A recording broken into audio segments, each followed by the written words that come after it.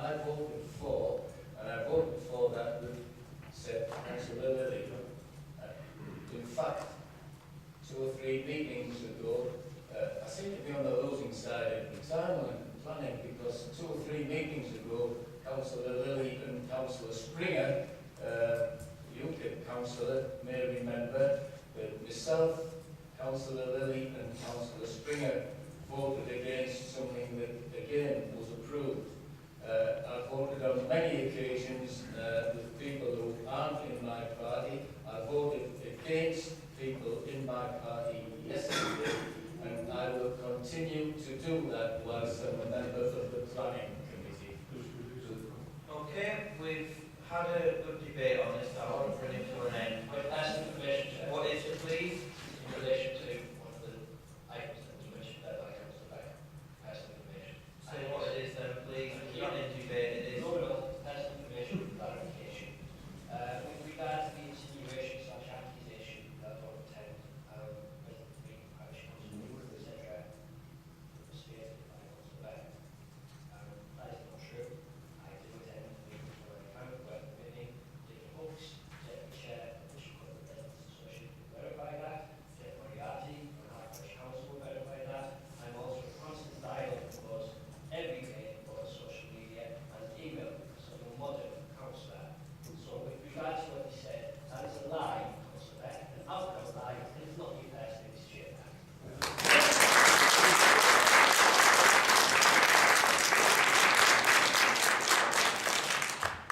Chair, regretfully, obviously, members have taken recourse to remarks which do not do great surgery to this chamber, this section of the council overall.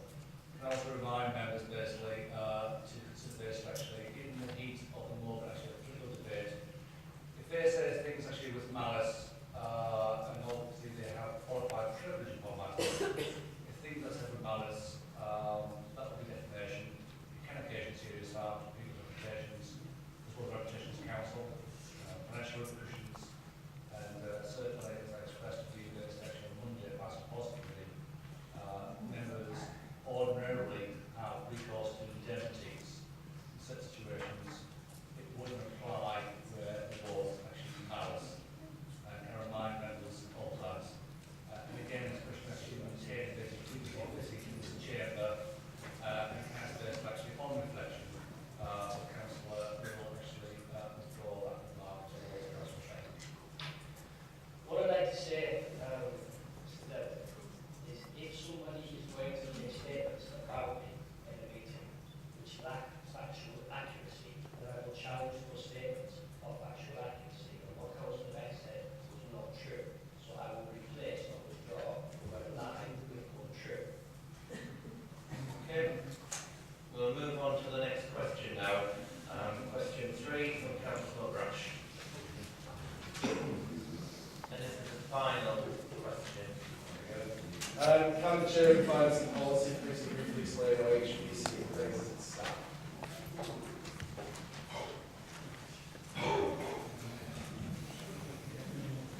The council has an appraisal scheme which applies to all council employees, with the exception of teachers who have their own separate scheme, and those employed for less than 12 months in any one period of continuous service.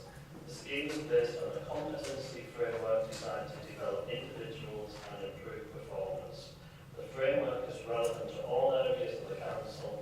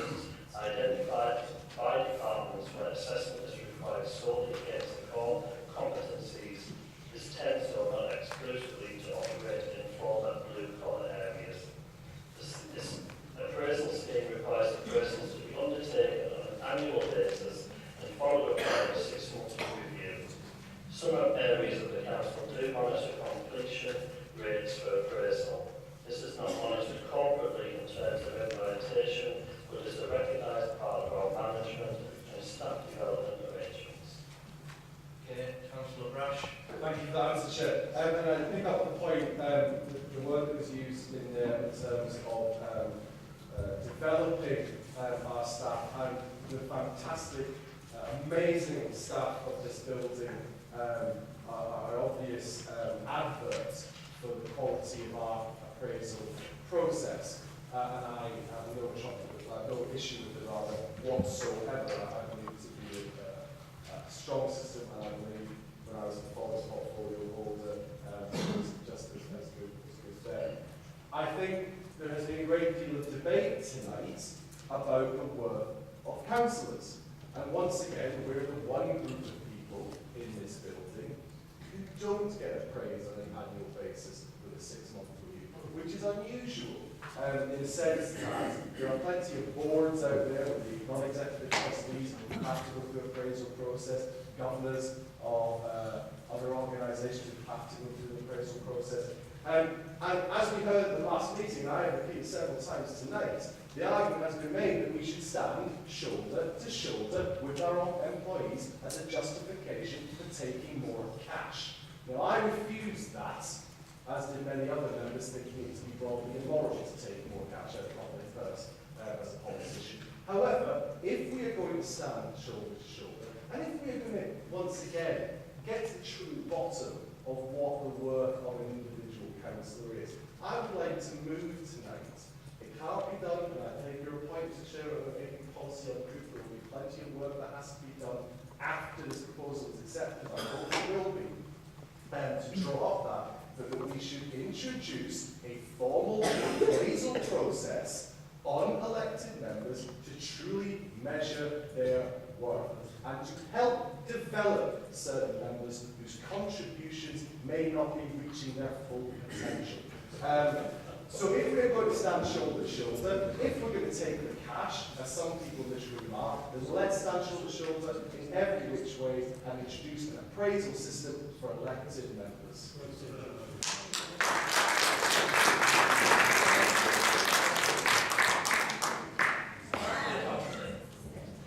I'll second that. Any further debate? No. Just with regards to the appraisal of elected members, we already have a member development programme in place at the council. And with regards to the appraisal, can I just ask a clarification of who's going to undertake the appraisal, how it's going to be monitored, and who's going to pay for that when it's set to budget?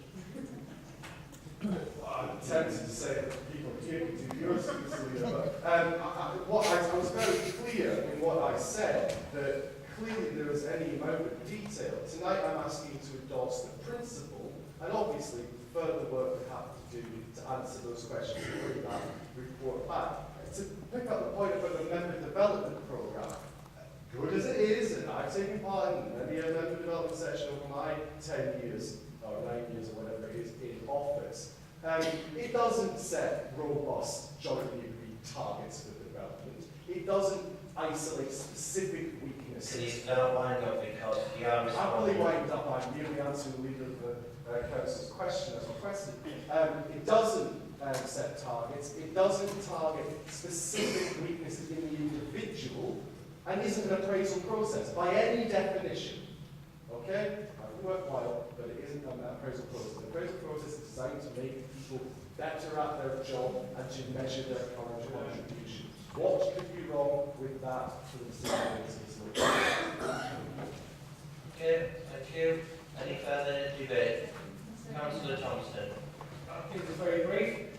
If we are going to go ahead with that, that's going to be sent into the, hopefully not kicked into the long grass, but sent to the appropriate committee to be dealt with. Could I suggest that member development predominantly takes place around the model principles of honesty, openness and integrity? Okay, we will now move to the vote. Yes, it will be recorded vote. Thank you, Councillor Ainsley. Councillor Ainsley. Councillor Christopher Akers-Boucher. Stephen Akers-Boucher. Atkinson. Barclay. Beck. Brash. Clark. Cook. Cranny.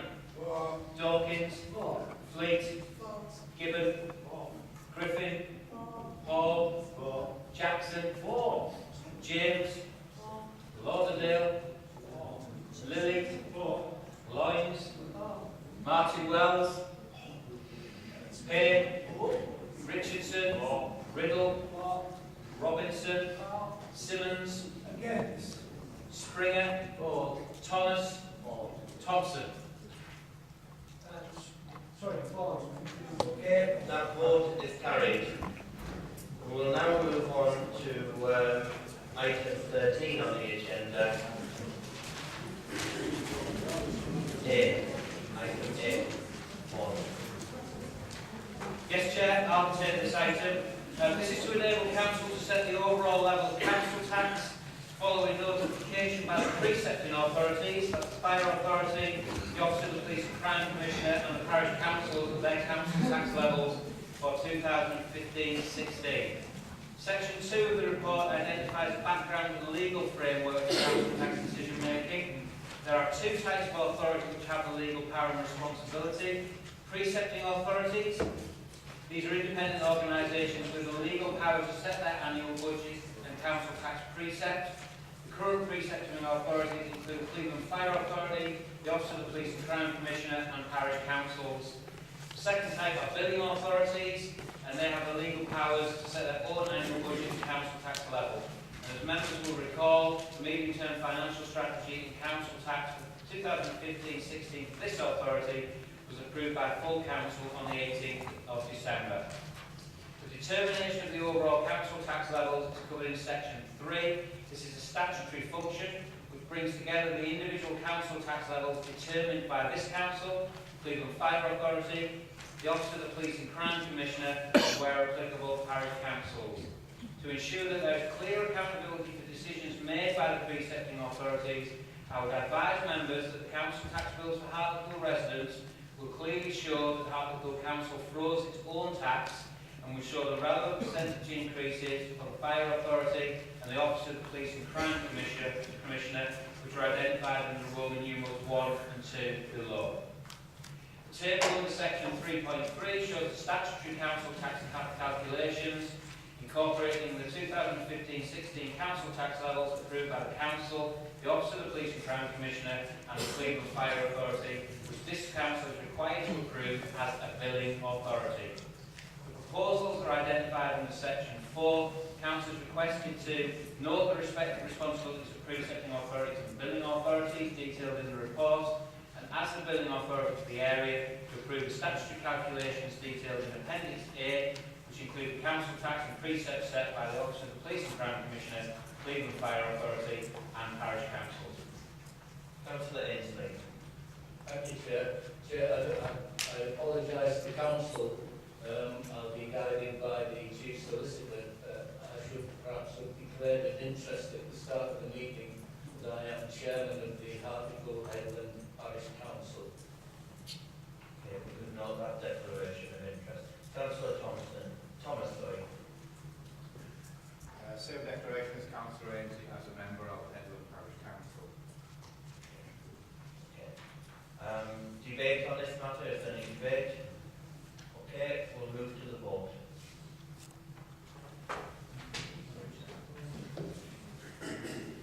Councillor Ainsley. 4. Councillor Christopher Akers-Belcher. 4. Stephen Akers-Belcher. 4. Atkinson. Barclay. 4. Beck. 4. Brash. 4. Clark. 4. Cook. 4. Cranny. 4. Dawkins. 4. Fleet. 4. Gibbon. 4. Griffith.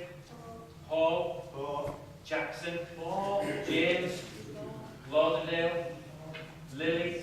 4. Loynes. 4. Martin Wells. 4. Payne. 4. Richardson. 4. Riddle. 4. Robinson. 4. Simmons. 4. Springer. 4. Thomas. 4. Thompson. 4. Okay, that vote's carried. We'll now move on to item 14. Yes. Because I'm conscious of time, I request that the standing orders remain so we can have a fulsome debate on this particular issue. So standing orders till 9:30. So I'm going to ask this council whether Chairman, I think to 9:45 would give it 45 minutes of a full debate if we can. I'll ask the council, any other views on this? Are we agreeing to extend standing orders for 9:45?